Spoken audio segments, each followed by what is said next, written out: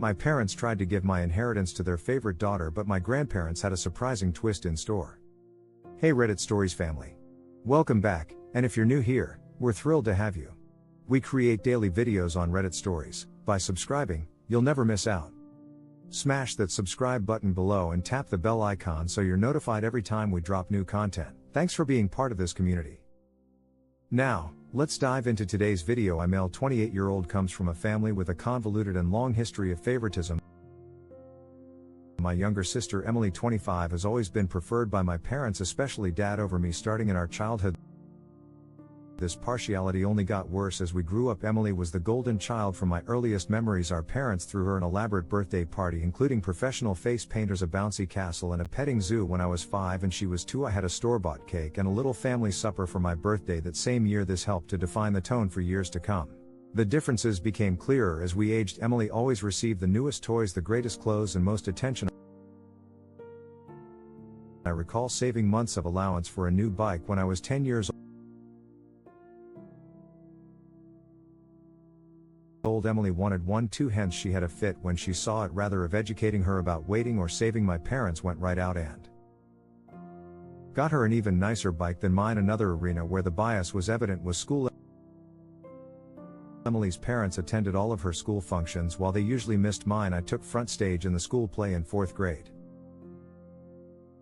I practiced for weeks driven by great enthusiasm. My parents arrived an hour late on the night of the play, therefore missing my major scene. They were consoling Emily after she complained of stomach ache. She was good. Later on they had simply lost count of time playing with her. Regarding academics, nothing I ever appeared to do seemed sufficient. I joined the math club, often received straight A in middle school and even took first place in a regional science fair.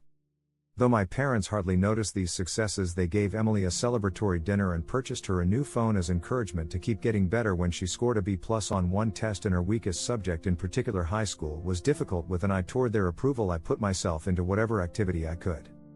Along with keeping a 4.0 GPA, I was editor of the school newspaper debate team captain. Emily posted through school hardly keeping a CA average and spent much of her time hanging out with friends. I was chosen from our university as one of 2 junior year applicants to participate in a famous summer program at Harvard. It was such an honor and I felt great. My dad grumbled and moved the topic to Emily's forthcoming dancing performance. When I told the news over supper, at least my mother remarked, "That's nice," but she moved on fast. My parents couldn't bring me to the airport on the night Emily's concert fell on the same day I was leaving Harvard, as they wanted to see Emily perform. I asked the parents of a friend for a ride. Another agonizing experience was the college application process. I worked months on improving my essays, engaged in extracurricular activities and SAT preparation. Several elite colleges accepted me and I was given a sizable scholarship to my ideal college. When I told my parents about this at supper, their reaction was barely passable. "That's good, but don't let it run to your head. Colleges and everything," my dad advised. "Just remember about us when you're off becoming a big shot," my mother said. On the other hand, my parents were quite understanding. When Emily barely passed high school and chose not to attend college, they admired her for knowing herself and for defying social expectations, something they never done for me. They even paid for her a car as a graduation gift. Emotionally, this persistent favoritism suffered me greatly over my teens and early 20s. I battled anxiety and despair. Beginning therapy in college, I came to realize that my parents' actions were not my fault. Years of effort were needed to develop my self-esteem and learn to validate myself rather than depending on my parents' approval. My immediate family did not help me yet. I still managed to lead a decent life. By the time I finished from college with honors, I had a decent job in finance and even purchased my own house. By 27 years old, though my parents aren't, I'm glad of what I've accomplished.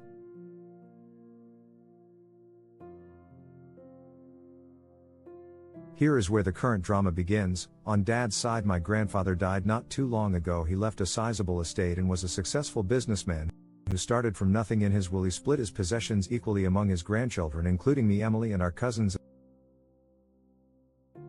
as well as his children. Dad and his siblings. My portion of the bequest was significant, roughly $500,000.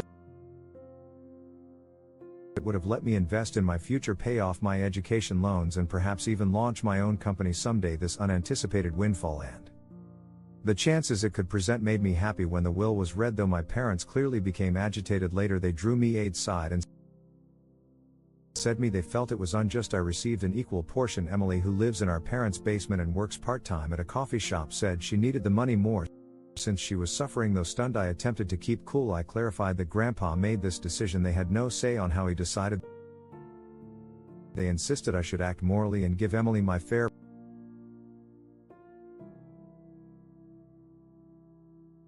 part. They became enraged when I turned down and began guilt-tripping me, calling me unappreciative and selfish.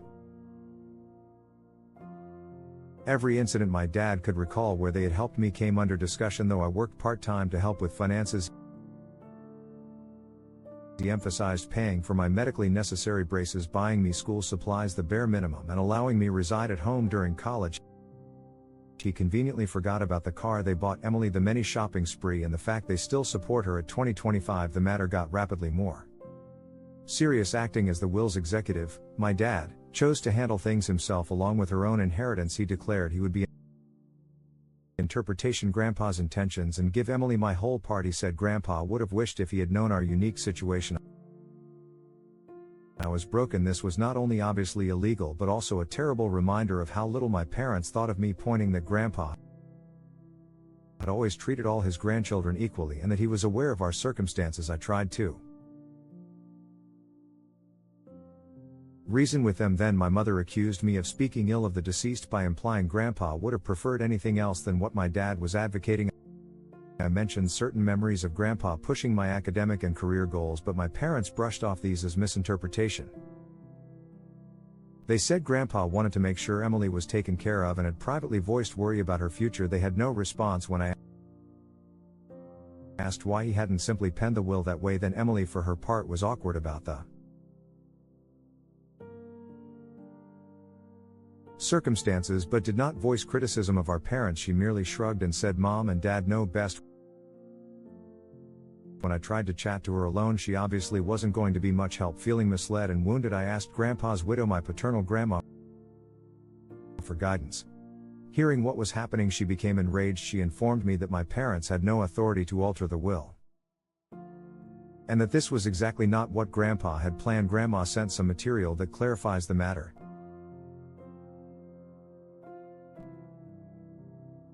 Several years ago, apparently, my parents asked Grandpa to give everything to Emily in his will. Grandpa had steadfastly objected, saying he thought all of his grandchildren should be treated equally. He had even included a stipulation in his will declaring that anyone challenging the equitable distribution would lose their portion. Equipped with this knowledge, I challenged my parents. Grandma's disclosure of their earlier attempt to effect the will startled them, saying they were only looking out for Emily's future. My dad tried to defend it, but I could see the guilt on their faces. Grandmother acted right away. She got in touch with her will's other executives and attorneys. She also got in touch with my dad's siblings, who shared her equally strong indignation at what he was attempting. Taken together, they stopped my dad's scheme and guaranteed that the will would be carried out as stated, though they are unhappy with me. My parents were obliged to back off. They argued I should have handled this in-house instead of involving others and accused me of turning the family against me. My mother sobbed over how I had split the family and deceived them. I said I had never expected anything from them anyway when my dad threatened to cut me out of their will totally. Now should I accept the inheritance? They are threatening to break off all communication. My dad even went so far as to suggest that I would not be welcome in their house should I inherit it. In a particularly low blow, my mother remarked that my acceptance of the money reveals that I never truly loved them and was merely ready to profit from their passing. The matter splits the extended family. A few of my cousins are encouraging since they understand the long-standing favoritism and value me for advocating myself. Others believe I should have yielded in order to preserve peace, since family harmony comes first over financial considerations. Although my dad's siblings are definitely on my side, this has strained their relationship as well as my parents. Emily finds herself in mess in all this. She confided in me privately that although she feels bad and didn't ask for this, she is not ready to challenge our parents. She's been trained her whole life to depend on them and seek their praise, hence I don't blame her totally. Still a part of me longs she would help me just once. This circumstance has brought out a lot of past suffering and bitterness. I find myself remembering all the times I was passed over or discounted in favor of Emily. The birthday celebrations, I miss the school functions my parents miss, the successes that went unreported. This one occurrence seems to be bringing to a head a lifetime of unfairness. Though the whole affair has caused a great divide in the family, I am keeping my ground and want to take my inheritance as Grandpa meant. My parents hardly talk to me, and family get-togethers have grown awkward. I missed our monthly family meal last week for the first time ever since I could not stand the cold shoulders and accusing glares. Though there is turmoil, a tiny bit of me feels empowered. I'm confronting the unfair treatment by my parents. For the first time in my life, I'm declaring my value and refuse to be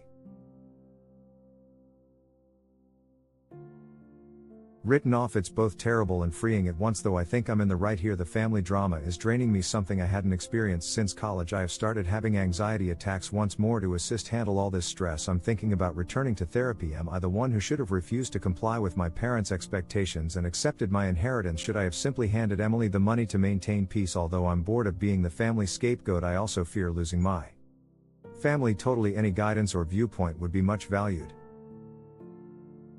Update: since my first post 6 months ago, a lot has happened. I want to thank everyone for their support and guidance. It truly kept me strong during trying circumstances. Let me start with the legal aspect of things. Many of you advised, and I did see my own attorney. He verified that I had every right to inherit and that what my dad attempted was in fact illegal. He helped me record everything and ready to act legally should need it. Fortunately, things did not transpire as such. Along with my dad's siblings, my grandma and her attorney worked out matters without involving court. I got my whole fortune and the will was carried out exactly as intended. Because of his will manipulation attempts, my dad was removed as an executive. This was a somewhat demanding process spanning several weeks. My parents threatened litigation. There were tense meetings and furious phone calls, but ultimately the law was unambiguous and they had to back off. Still ongoing though, the family fallout has been noteworthy. At first my parents doubled down on their viewpoint. They charged me with being avaricious and neglectful of my sister. They also sought to mobilize other family members against me, disseminating allegations that I had somehow coerced Grandpa into giving me money. Luckily, most of the family saw through their trickery. About 1 month following the will's acceptance, there was one really unpleasant occurrence at a family gathering when my parents showed their unannounced. My aunt was hosting and hadn't asked them to come. They started a scene, starting to shout about how I had taken from Emily and corrupted Grandma against her. My dad became saying I had ruined all these wonderful memories. My mother flung an old photo album squarely at my feet. It was awkward and terrible. It took several relatives to cool things down and persuade my parents to leave. Bless her heart, my grandmother turned out to be my most powerful supporter over all of this. She related tales of how my grandfather had always been pleased of my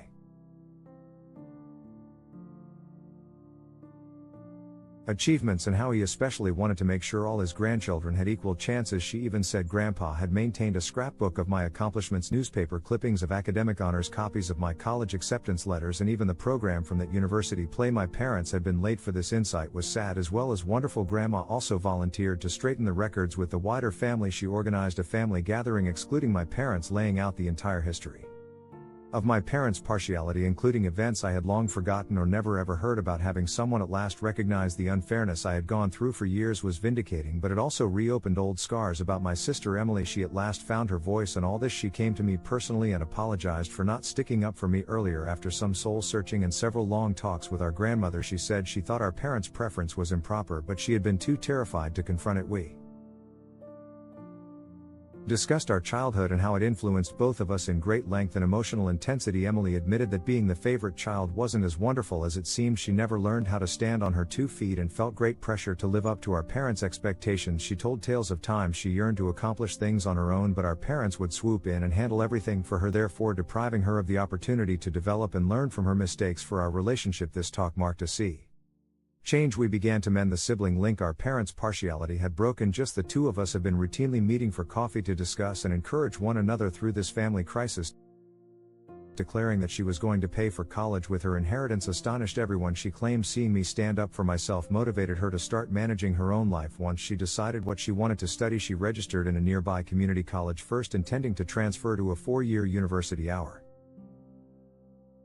parents let out startled gasps. They knew I believed that their babying had not done Emily any favors. The response of my parents to all this has been diverse and changing. They first attacked both of us angrily. They tried to guilt Emily into quitting college to help the family since they said I turned her against them. They changed strategy when that proved ineffective. After several protracted talks with my grandmother and seeing Emily's great transformation, my mother began to recognize how damaging their actions had been. She has made some hesitant moves toward reconciliation, even beginning therapy to address her problems. She got in touch to apologies, owning that she had been unfair and requesting a chance to right things. It's a slow process, and while I'm gently hopeful, I'm also keeping strong limits. Sadly, my dad has been less likely to own any mistakes. Still furious, he feels as though he is the victim in all this. He has been chilly toward Emily since she chose to go college and hardly speaks to me. He has tried a few times to control Us threatening to sell our childhood house should we fail to come to our senses, or forgiving us should we realize we were wrong. Although we are both standing strong, it hurts to see him distance both of his children like this. The dynamics among the extended family have changed dramatically. I now live closer to my dad's siblings, who have been quite helpful, and my grandmother. Having heard from my aunts and uncles about handling my dad's challenging conduct over the years, it has lessened my law and lessen this fight deeper bonds.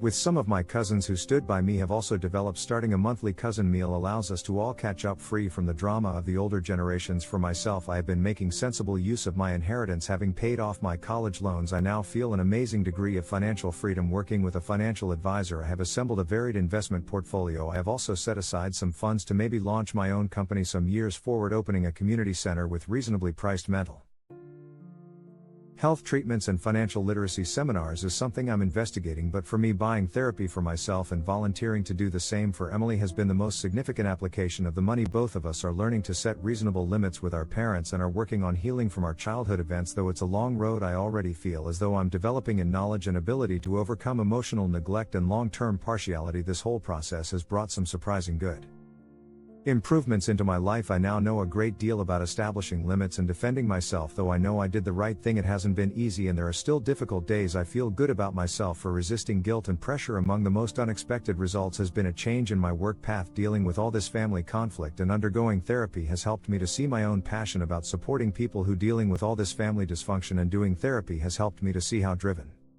I am about supporting others who have gone through same family dynamics. Currently thinking about returning to school to specialize in adult children of emotionally immature parents, and work as a family therapist.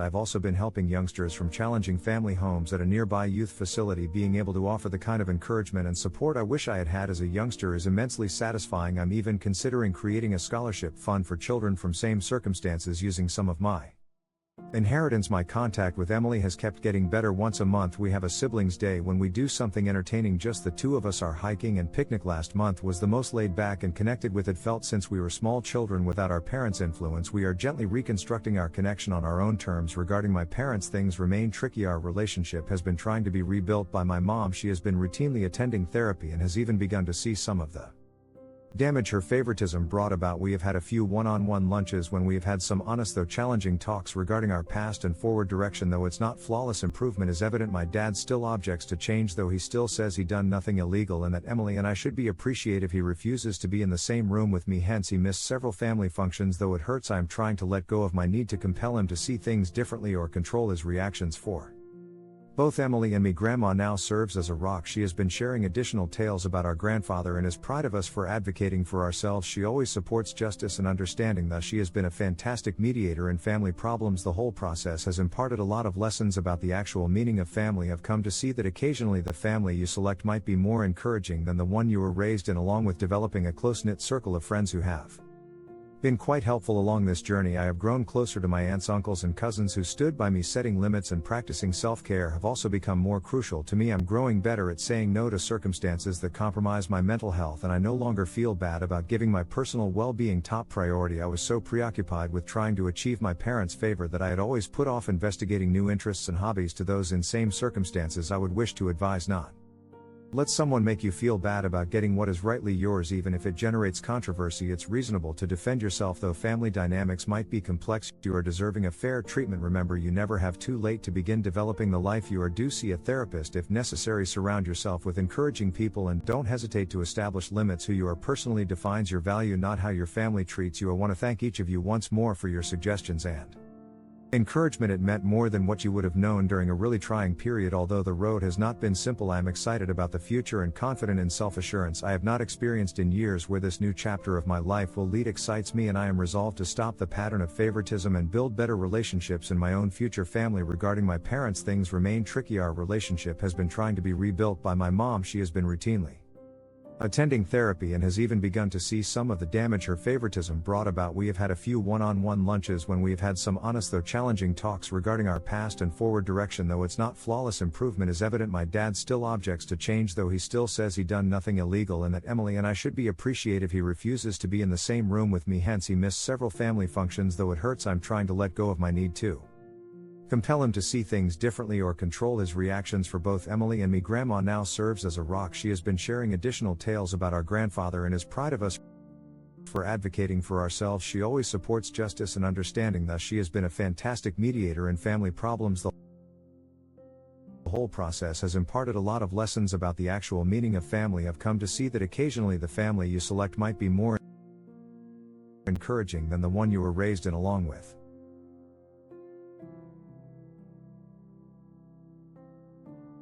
Developing a close-knit circle of friends who have been quite helpful along this journey. I have grown closer to my aunts, uncles and cousins who stood by me. Setting limits and practicing self-care have also become more crucial to me. I'm growing better at saying no to circumstances that compromise my mental health, and I no longer feel bad about giving my personal well-being top priority. I was so preoccupied with trying to achieve my parents' favor that I had always put off investigating new interests and hobbies to those insane circumstances. I would wish to advise: not let someone make you feel bad about getting what is rightly yours, even if it generates controversy. It's reasonable to defend yourself, though family dynamics might be complex. You are deserving of fair treatment. Remember, you never have too late to begin developing the life you are due. See a therapist if necessary. Surround yourself with encouraging people and don't hesitate to establish limits. Who you are personally defines your value, not how your family treats you.